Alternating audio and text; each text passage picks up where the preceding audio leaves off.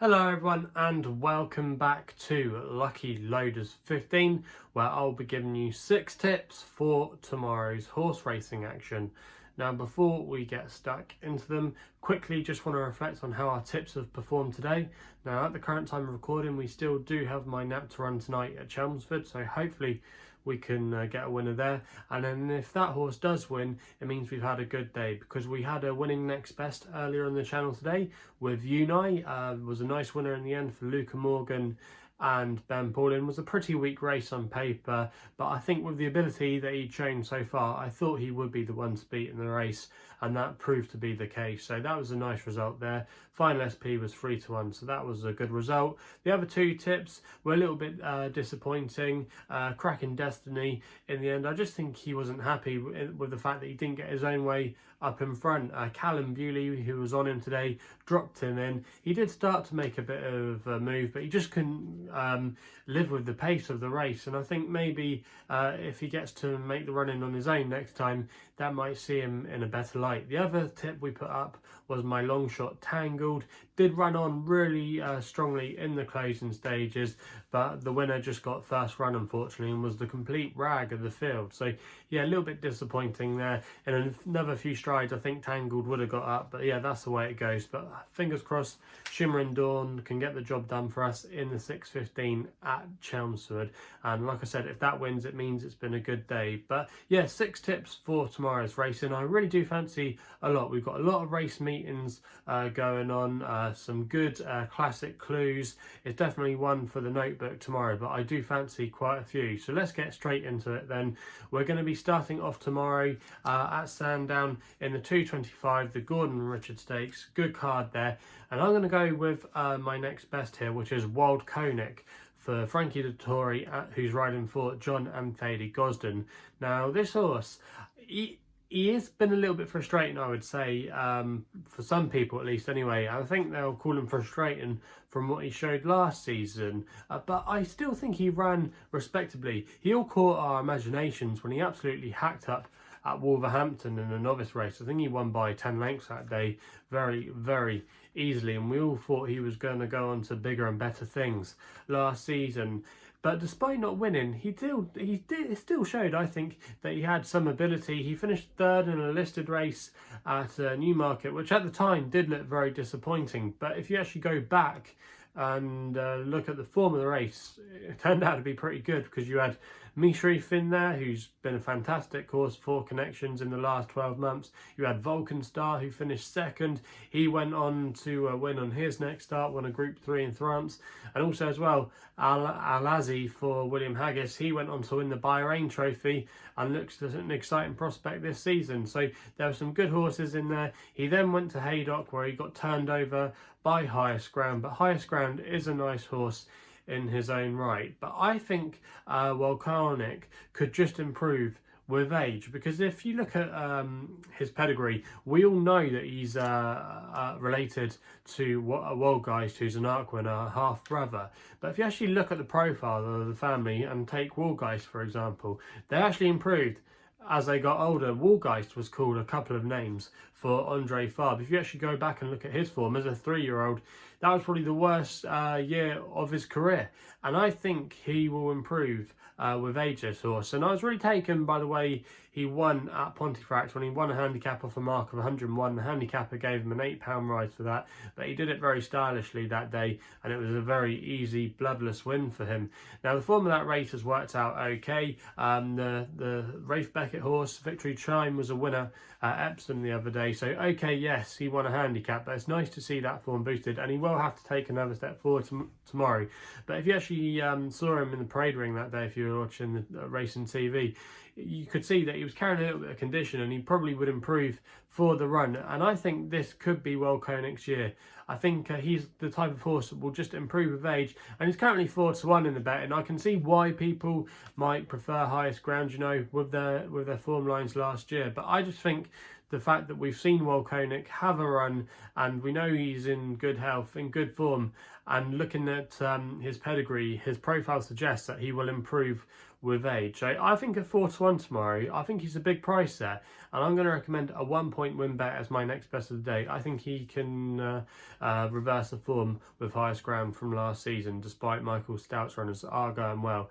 But I just think I think Waldkonig might just have the fitness edge on him tomorrow. So that's why I'm putting him up as my next best. We then go to Perth for my Longshot, which runs in the Highland National, the 240 race there. We're going with a horse here called Alminar for Kieran Buckley, claiming 7, riding forward Nigel Hawke. Now, Nigel Hawke's team have been in good form at the moment.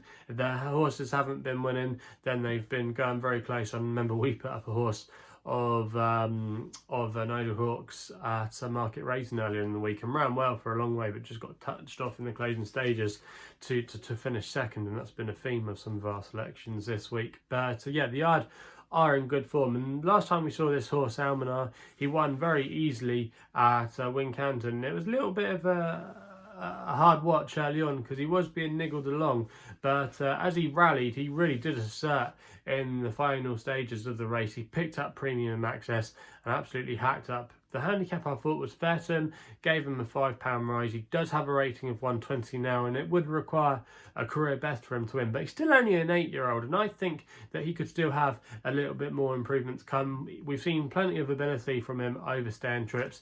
He's very versatile ground wise, and Kieran Buckley gets a great tune out of him. You can currently get 11-1 with SkyBet, who are from 5 places on the race. I thought this was a good each way bet here, and I thought he will definitely stay the trip, and I think he's definitely a major player on the shortlist tomorrow for this race, and I think he'll go close. So that's why I'm putting him up as my long shot of the day. We then go back to Sandown for an extra tip, where we go with the classic trial here, the 335, and I'm going to go Trawlerman here for Frankie Dettori, who's riding again for John and Thady Gosden. Now on paper, this is a third string of the Godolphin operation, and obviously Will Buick has chosen to ride your beer, but I think Trawlerman could be a little bit underestimated here. Now, he hasn't shown too much so far, but you have to sit up, I think, and take note of his latest win at Pontefract, where he absolutely destroyed a good field of horses. He beat no mugs that day. He beat a couple of nice horses of Mark Johnson's. Okay, they're no world beaters, but they were still having ratings in the mid-80s, and he absolutely obliterated them and won with as much in hand as he liked, and he recorded a good time that day, and I think he's got a lot more to come. I was really impressed. I tried to get a price on him for the Derby to see what price I could get on him. I think I was offered 25-1 on a request to bet, but SkyBet don't often, I don't think, give really good anti-post prices when you do. But yeah, I was still really taken by this performance of Trawlerman, and I think he will improve in time. He's by Golden Horn as well, who's a sire I'm really going to follow a lot more this season. I think I was following some of his last year, and I think as we get later on in the year, they will really come. He'll really come into his own as a stallion, and that's when you want to be following him. But from what I've seen so far, this horse, I think he will keep improving, and I think there could be a lot more to come. He's got a good draw on Stall 3 tomorrow, and if Frankie can go handy, I think he has a great chance of going close and at least making the frame. And I think 8-1 is a fair price there. He might even take a walk in the market a little bit tomorrow. It could be maybe 10-1 come post time, but you can currently get 8-1 with SkyBet, who are from 4 places on the race, and I think this horse can go well for us, and I'm going to be putting him up as an extra tip of the day. We then go over the Irish Sea for another extra tip. We go to Cork for a decent looking race here, the Blackwater race, the 340. Now there's a lot of big stables represented here. You've got the likes of Aidan O'Brien, you've got Jessica Harrington, Dermot Weld, some big powerhouses, but I thought the more exposed Colour Sergeant could be the way to go here for Colin Keane and Ger Lyons. Now I say exposed in the fact that this horse has run quite a lot already in his career. He was highly tried as a 2-year-old, as they were desperate to get him to shed his maiden tag. But I think you can forgive him on a lot of those runs, and I think you should mark some of them up because he definitely showed some good ability. He ran in some really hot novice races where he was bumping into the likes of Thundermoon, who went on to win a Group 1 and win the National Stakes and finished 3rd in the Dewhurst. He wasn't disgraced at all. He wasn't far beat behind McSwinney, who won the Verton Futurity Stakes, a Group 1 winner, and also as well Wembley, who could be a leading player and is probably my pick at this stage for the 2000 Guineas. I think that he ran into a lot of good horses. Now, last time we saw him, he ran a couple of weeks ago over the course and distance where he got his head in front. The second place horse finished second at Tipperary earlier in the week. Yes, maybe he could have won, made that horse, but I still think Colour Sergeant will come forward for that run, and it was nice to see him get in front. He's a horse that likes to be handy, and that's no bad thing at Cork. A lot of horses that race prominent can often be there come the end of the race, and I think round about 4 to 1, I think he's a fair price. I think a lot of these horses might strip fitter for their run tomorrow, and that fitness edge could really tell for Colin Keane and Joe Lyons. And this horse as well, he's got an interesting pedigree. He's actually a half brother to Triumph Hurdle winner Quilixios, so you like to think maybe he'll do better of age, and I think he could. He's by Kingman as well, who's the sire of the moment, I think, or in my personal opinion, I absolutely love watching Kingman's. But yeah, I think Colour Sergeant has got a really good chance in this race tomorrow, and that's why I'm putting him up as an extra tip of the day. Currently available at 7 to 2, I should have said. We then head back to England, to Doncaster for the nap, with my horse in the last race there, 4:30, Last Legacy, going to be my nap tomorrow for PJ McDonald and Chris Fairhurst.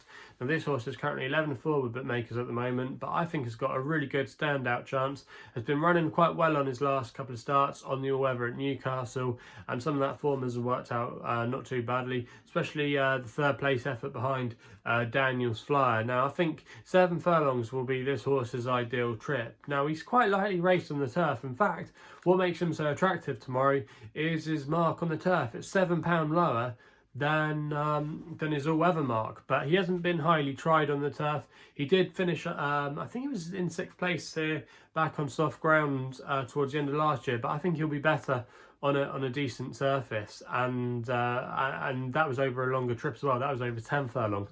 So like I said, this 7 furlongs tomorrow, I think it will really suit him. Also as well, he's got not a bad draw. He's drawn high, so I imagine he'll come towards the standside rail, which in my opinion at Doncaster is no bad thing. And if PJ McDonald, who's been riding quite well in the last couple of weeks, got a good strike rate going on at the moment, can get into a good handy position. He can make all the running. That's not always best at Doncaster, but it is often good being handy. And if he can be handy and get into a good position, I think he can exploit this field. And off a mark of 67, he might be one to keep on side. If he does go on to win this race, I could see him maybe gun through a couple of wins over the next couple of weeks or so. So yeah, a lot to like about this horse's chance, I think, tomorrow on paper. And I think 11-4 is a fair price there, and there isn't too many in here that would be on my shortlist for the race anyway. I think you can put a line for a lot of them, and I think Last Legacy hopefully will be the last one standing tomorrow and get the job done. So that's why he's going to be my nap in the 4:30 at Doncaster. We then go with my final tip of the day. We wait for the evening card at Worcester, where Jumps Action returns there. We're going to be going with a horse here which runs in the 7:15, called Ballymillsy, for Sam and Nigel Twiston Davis. You can currently back this horse at 2 to 1. I thought on form that this horse should be the one to beat. It's currently 2 to 1 with bookmakers at the moment, and I'm going to recommend a 1-point win bet with him here. Now this horse is going to be stepping back into novice company tomorrow after some recent efforts and handicaps. He won at Warwick, and then he finished second at Warwick as well, where he finished behind Geoffroy, who's been a standout horse this season for Laura Morgan. She's really gone through the handicap ranks with him, and he ran a good race to finish second at Aintree a couple of weeks ago, where he's now got official rating of 143, and I don't think that was a bad effort at all by Ballymillsy that day. Now back in this company, I think he's got a really good chance. You got Dragon Bones in there, but she was only racing a couple of days ago, and I think she might have had a bit of a hard race, and that might just leave a mark on her.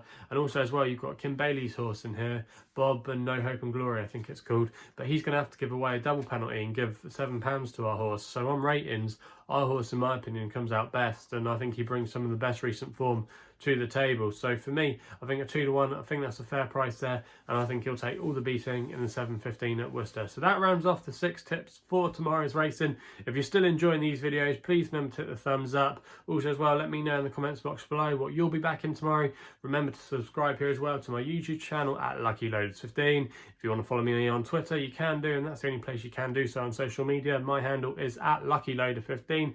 And if you want to find out a little bit more about myself, my website address is www.chrisloaderracing.co.uk. So please gamble responsibly. Hopefully we can have some winners tomorrow, and we'll be seeing you soon.